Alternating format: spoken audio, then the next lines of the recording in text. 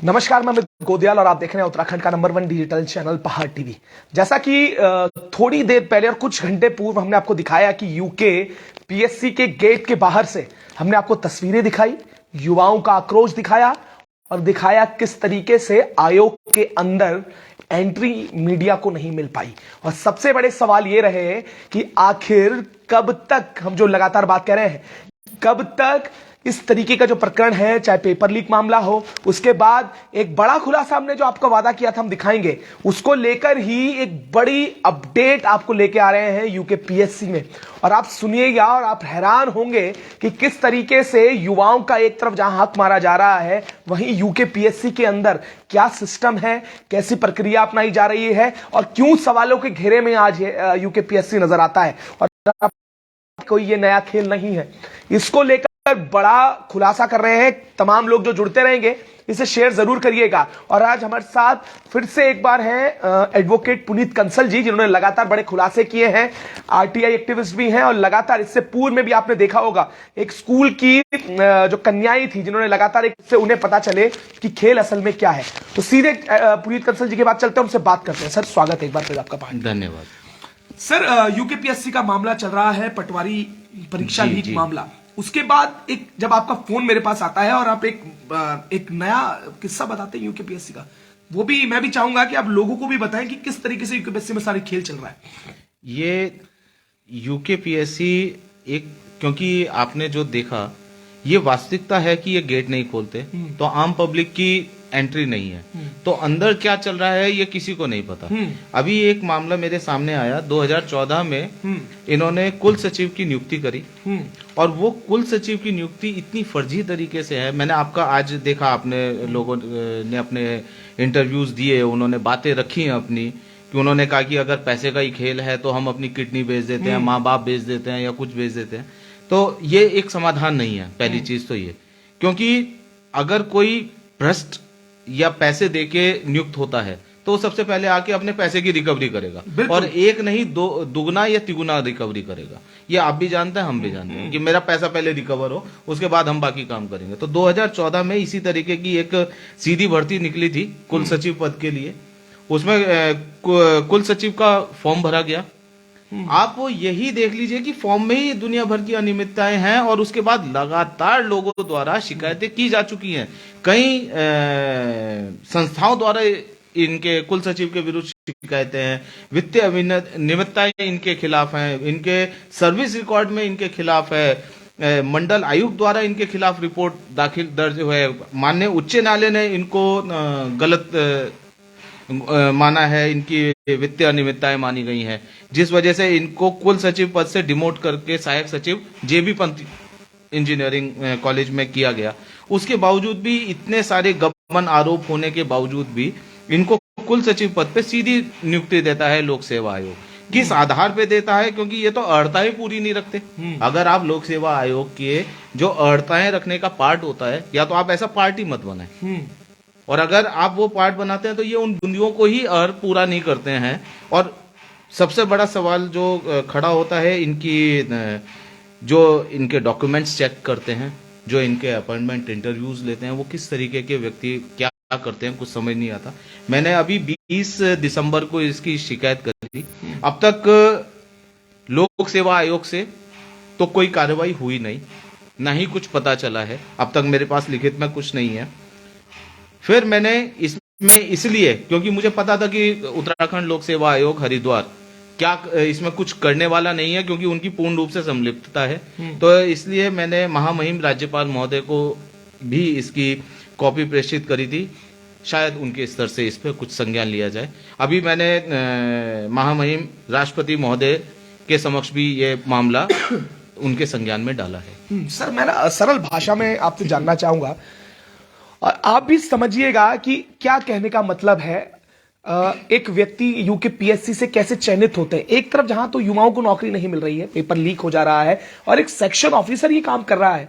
सबसे बड़ा सवाल सर ये है, इसलिए मैं प्रश्न कर रहा हूं, जो यूकेपीएससी के अंदर आपने एक बड़ा सवाल उठाया। आपने कहा गेट के दरवाजे तक तो आ जाते हैं, और वहीं से आप भी शिकायत करने शायद वहां पर गए थे। वहां क्या जवाब मिला था, पहले मैं वो पूछना चाहूंगा आपसे। वही जो इनका डिस्पैच ऑफिस है, उन्होंने मेरी शिकायत देखी और उसका प्रथम जस्ट देखा और उसमें लिखा था शिकायत वास्ते कुल सचिव श्री गिरीश कुमार अवस्थी की अवैध नियुक्ति के संबंध में, और उन्होंने यही 2 लाइन पढ़ी और उसके बाद कहा कि सर ये वाली कॉपी तो यहाँ रिसीव नहीं होगी।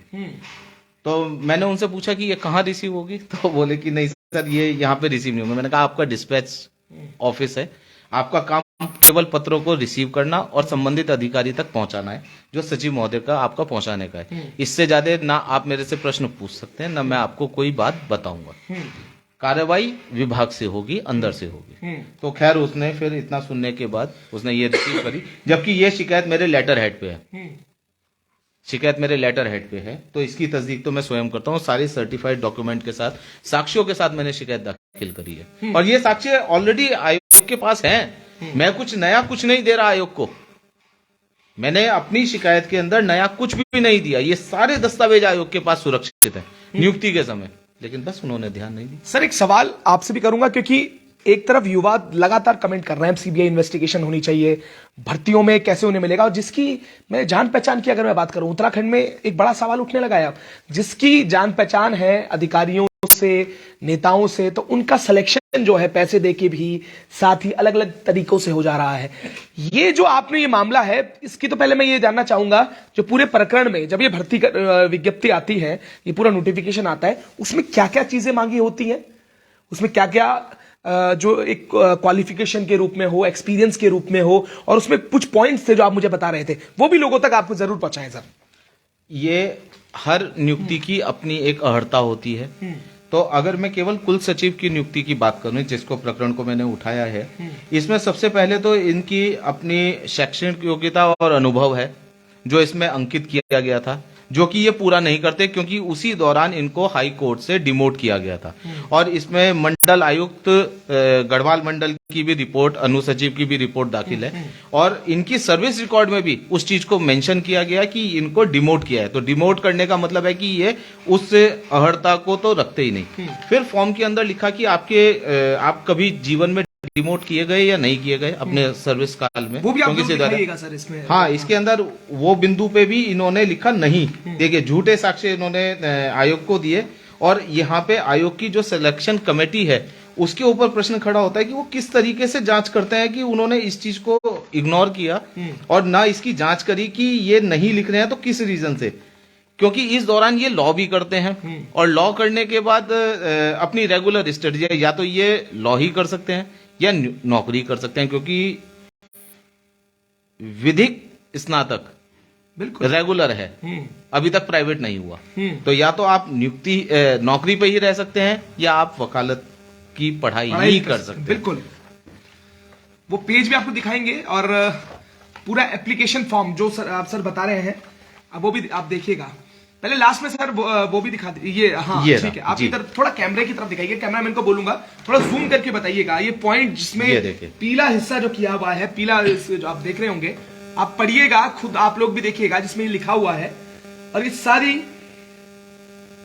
सारी जितनी चीजें हैं उसके आगे भी आप देखिएगा, कैमरामैन को बोलूंगा जो आगे उनके भरा हुआ है, और ये इन्होंने अपने हाथ से ही लिखा हुआ है, स्वलिखित आवेदन पत्र है ये सारा आवेदन पत्र इनका है।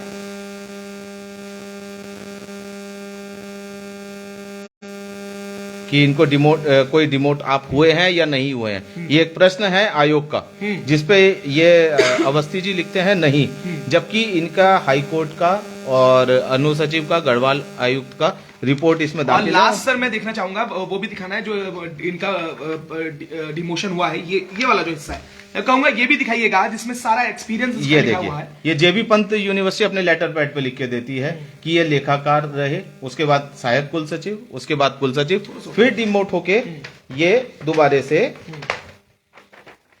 सहायक कुल सचिव बने। ये सभी दस्तावेज जो हैं ये आयोग के, उत्तराखंड लोक सेवा आयोग के पास सुरक्षित रखे हुए, लेकिन इनको वर्गीकृत नहीं किया गया, इन पे गौर नहीं किया गया, मात्र लाभ पहुंचाने के लिए। ठीक सर, एक बड़ा सवाल इसमें और भी कर लेता हूं, क्योंकि ये सारा जो पूरा हिस्सा है ये मैं कोर्ट के, हाई कोर्ट का ऑर्डर, जिसके अंदर हाई कोर्ट ने ये रिट पिटीशन है 89 2017, और उसके अंदर साफ लिखा है हाई कोर्ट नैनीताल की रिट पिटीशन है, ऑर्डर है। सर ये आपसे भी बड़ा सवाल है कि किस तरीके से आप पूरे प्रकरण को से देख रहे हैं, क्या लगता है आपको, क्योंकि आपके पास तो लगातार ऐसे केसेस भी आते हैं, कई केसेस आपने किए, क्या लगता है क्यों, क्या कारण रहा होगा, और इस पूरे प्रकरण को आप देख रहे थे, कितने लोग वहां पर पहुंचे थे, शॉर्टलिस्ट किए गए थे, इस पे भी बड़े सवाल है, क्योंकि आपसे जब बात हो रही थी तो आपने कुछ तथ्य इसमें बताए थे, क्या क्या चीजें थी सर? इसके अंदर केवल सबसे बड़ी विचारणीय बात थी कि 3 लोगों का नाम सूची में लिखा गया, जिसमें से एक अनुपस्थित थे, और उसमें से केवल 2 यानी कैंडिडेट बचते हैं। एक कैंडिडेट अवस्थी जी, एक दूसरे व्यक्ति थे। तो अवस्थी जी को नियुक्त किया गया। उनके जितने गबन है वो मैंने सारे इस समय रखे हैं, आयोग के सामने शिकायत करी है, आयोग ने संज्ञान नहीं लिया। माननीय महामहिम राज्यपाल जी के समक्ष ये शिकायत है, और अभी कहें तो अभी महामहिम राष्ट्रपति जी के भी संज्ञान में ये मामला है।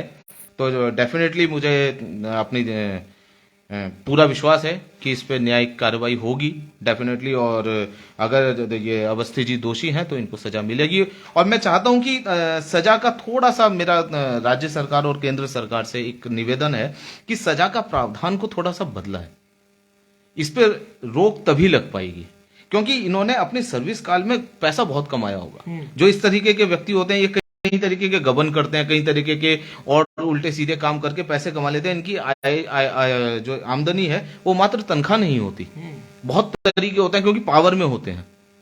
तो इनके परिवार से पूरी रिकवरी करके इनकी सारी प्रॉपर्टी, सारे इनके बैंक अकाउंट्स को फ्रीज कर दिया जाए। इनके नहीं, अवस्थी जी के नहीं, इनकी धर्मपत्नी के, इनके बच्चों के भी, अगर वो नाबालिग हैं और नौकरी पे नहीं है, उन सबकी जांच होके एक बार वो सारा राज्य कोष में जाए तो एक ये नजीर बनेगा और दूसरे भ्रष्ट अधिकारियों को एक लेसन जाएगा कि अगर आप भ्रष्टाचार करोगे तो आपके पूरे खानदान से रिकवरी की जाएगी।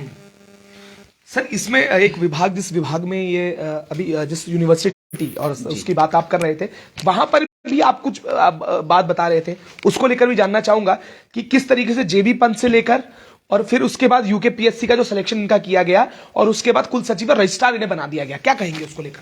मैं तो ये कहूंगा जेबी पंत में इन्होंने जो सहायक कुल सचिव पद पे रहे सॉरी, ये वही नियुक्ति इनकी गलत थी, क्योंकि इन्होंने सहायक कुल सचिव जेबी पंत कॉलेज में इन्होंने सहायक कुल सचिव का जो कार्यकाल दिखाया वो 1998 से 2005 तक दिखाया। 2002 से 2005 तक तो इन्होंने लॉ की डिग्री लगा रखी है अपनी, तो यानी इन्होंने 2002 तक नौकरी करी है। तो यानी इनका जो फर्जी सहायक कुल सचिव है वो जेबी पंत से ही इनकी फर्जी इन्होंने अनुभव दिखा रखा है अपना।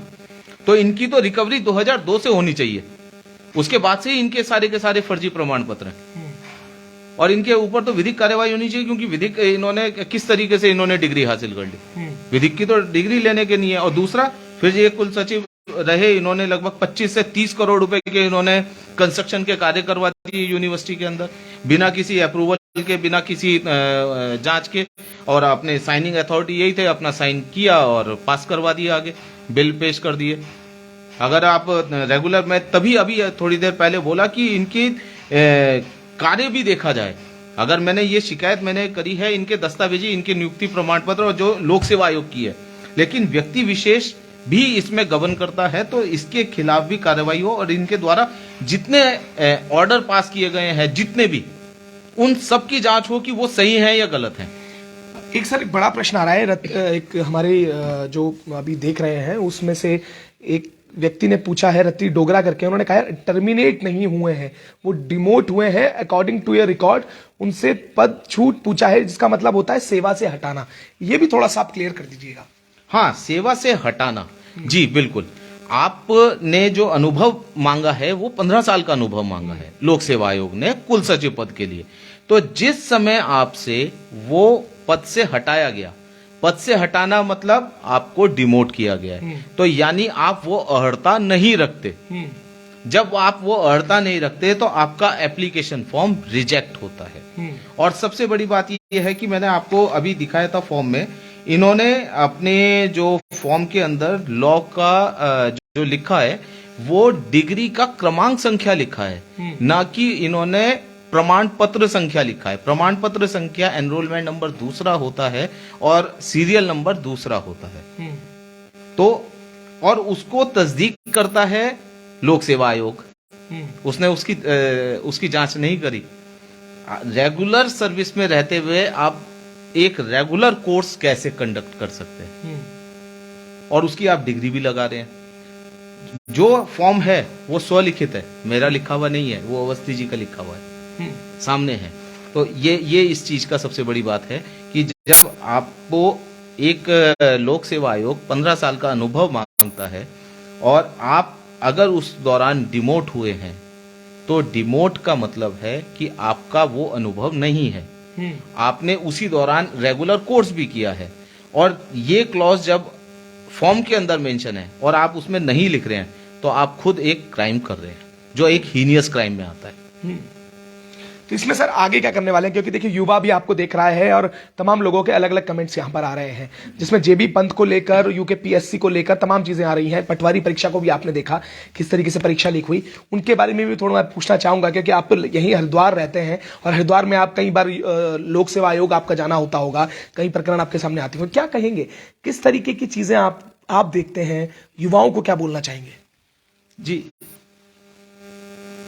हतोत्साहित नहीं होना चाहिए, अपनी कानून व्यवस्था पे विश्वास रखें और गलत राह को नहीं पकड़ें। क्योंकि आज एक ही युवा ने ये बोला कि अगर हमें पैसों का बता दें तो हम भी व्यवस्था कर लें, खुद की किडनी बेच दें, खुद को बेच दें, माता पिता को बेच दें, या माता पिता अपने किसी एक बच्चे को बेच दें। तो इस तरीके का मनोदशा नहीं बननी चाहिए।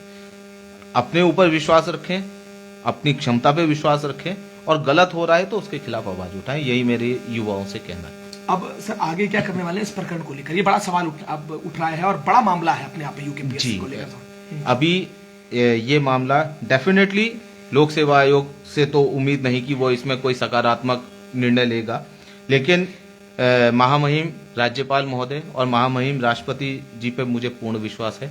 उनके स्तर से इसमें निष्पक्ष कार्रवाई होगी, और जो कार्रवाई होगी वो सबके सामने उजागर होगी, सबको पता। ठीक है, बहुत शुक्रिया सर आपका बात करने के लिए।